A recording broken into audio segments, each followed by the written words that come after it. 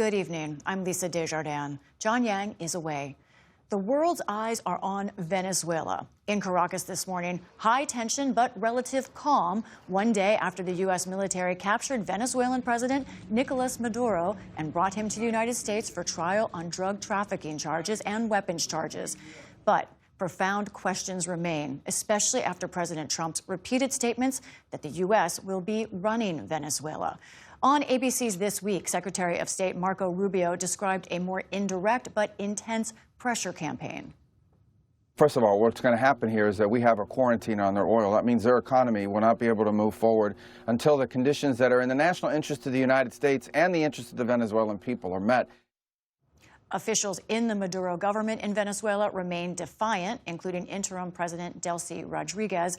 But from Trump today, a new threat. He told The Atlantic she will pay a, quote, very big price, probably bigger than Maduro, if she doesn't do what he thinks is right. For the tens of millions in Venezuela, a sense of instability. We're walking around looking for medicine, for food. There's anxiety and desperation, and we don't know what will happen. We're all living with this uncertainty to see what will happen, what the directives will be, so we can continue with life. And we begin our coverage tonight with feature story news reporter Mary Trini Mena in Venezuela's capital, Caracas. Mary, how are people coping there today, and what does that say about where they think things stand?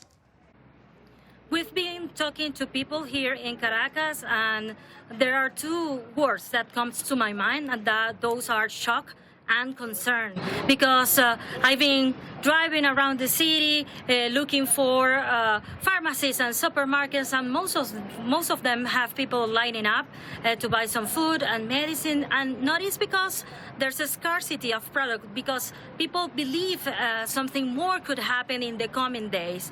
From the government side, the Maduro government, the people that remain loyal to Nicolás Maduro believe that the country should continue. The Ministry of Defense of Venezuela, General Vladimir Padrino, said so today.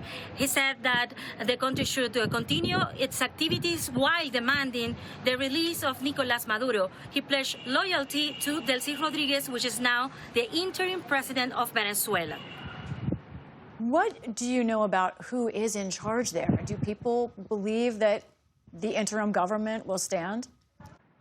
Well, they have the support of Venezuela's security forces. So as long as the high-ranking officials are supporting the government of Delcy Rodriguez, the country is run by most of them. If you walk in the streets of Caracas, you will see checkpoints, you will see police officers and members of different agencies of the government verifying that everything is staying calm. So when you feel that, and you feel that they are in control of the domestic flights, the border, you tend to believe that they are in control of the situation. Really, the city is in calm. There are some demonstrations in favor of Maduro and some other people that decided to really stay at home and wait what will happen in the coming days.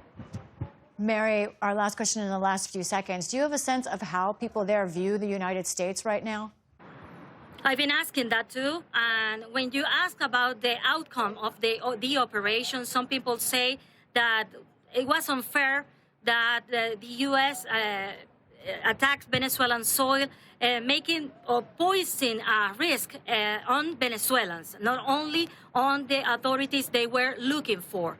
And some other people prefer not to respond that question because they say they have fears of reprisals from the government. We need to remember that Venezuelans are living under an authoritarian regime, and there's censorship in the country. There are TV stations that are not broadcasting the events, just the message coming from the Maduro government and his loyals. Mary Trini Mena, thank you so much. Thank you for having me.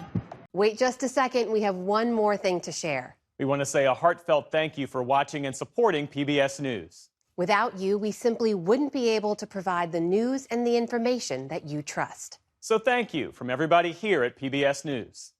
Support journalism you trust. Support PBS News. Donate now, or even better, start a monthly contribution today.